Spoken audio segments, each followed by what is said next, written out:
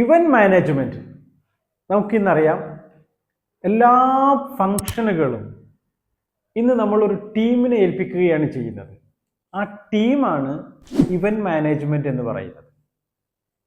ഇന്ന് ഏത് ഫംഗ്ഷൻ ആയിക്കോട്ടെ, ഇപ്പോൾ പൊളിറ്റിക്കൽ പാർട്ടീസിന്റെ സമ്മേളനങ്ങളാവാം, അല്ലെങ്കിൽ വെഡ്ഡിങ്സുകളാവാം, അതിൽ കോർപ്പറേറ്റ് കമ്പനികളുടെ മീറ്റിങ്ങുകളാവാം, എനിവേ എന്തായാലും അതെല്ലാം തന്നെ ഇന്ന് ഒരു ടീം ഏറ്റെടുത്തിട്ട് അതിന് A to Z കാര്യങ്ങൾ അവർ ചെയ്തു കൊടുക്കുക. അത് ഇന്നൊരു ഫാഷനായി മാറിയിട്ടുണ്ട്. അതൊരു വലിയ കരിയറായിട്ട് ഡെവലപ്പ് ചെയ്തിട്ടുണ്ട്. അത് എല്ലാം ഒരു ടീം ഏറ്റെടുക്കുന്നു എന്ന് പറഞ്ഞു കഴിഞ്ഞാൽ ആ ടീം പിന്നെ അതിനെ മാനേജ് ചെയ്യുകയാണ് ചെയ്യുന്നത്, അതിനെ കോർഡിനേറ്റ് ചെയ്യുകയാണ് ചെയ്യുന്നത്, അതിനെ പ്ലാൻ ചെയ്യുകയാണ് ചെയ്യുന്നത്.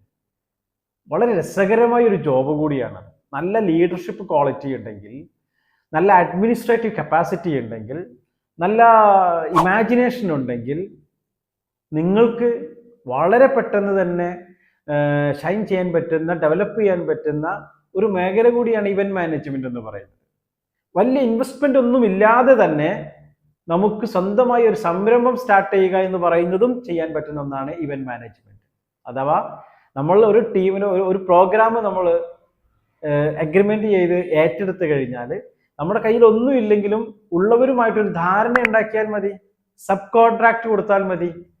അങ്ങനെ നമുക്ക് എന്ത് ചെയ്യാൻ പറ്റും? ഈ പ്രോഗ്രാം നല്ല രീതിയിൽ പ്ലാൻ ചെയ്ത് നമുക്ക് സക്സസ് ചെയ്യാൻ വേണ്ടി പറ്റുന്ന ഒരു കരിയർ ആയിട്ട് നമുക്ക് ഇതിനെ മാറ്റിയെടുക്കാം. ഇവന്റ് മാനേജ്മെന്റിനെ നമുക്ക് ഡിഗ്രി ആയിട്ടും PG ആയിട്ടും ഒക്കെ എടുക്കാം. ഇപ്പൊ BBA event management, MBA event management ഒക്കെ ഉണ്ട്. അങ്ങനെയൊക്കെ നമുക്ക് ചെയ്യാൻ വേണ്ടിയിട്ട് പറ്റും. ഇനി അതല്ലെങ്കിൽ ഇതിനൊക്കെ ഡിസ്റ്റന്റ് ആയിട്ട് ചെയ്തിട്ട് നിങ്ങൾക്ക് റെഗുലർ ആയിട്ട് നിങ്ങൾക്ക് ഇതിന്റെ പ്രാക്ടിക്കൽ ജോബുകൾ ചെയ്തിട്ട് അങ്ങനെയും ഇവന്റ് മാനേജ്മെന്റ് മേഖലയിലേക്ക് വരാൻ വേണ്ടിയിട്ട് പറ്റും. ചെറിയ ഒരു സംഭവമല്ല ഇവന്റ് മാനേജ്മെന്റ് എന്ന് പറയുന്നത്. എന്നാൽ വളരെ ചെറുതായിട്ട് നിങ്ങൾക്ക് തുടങ്ങി ഹൈ ലെവലിലേക്ക് എത്താൻ പറ്റുന്ന ഒരു മേഖല കൂടിയാണ് ഇവന്റ് മാനേജ്മെന്റ് എന്ന് പറയുന്നത്.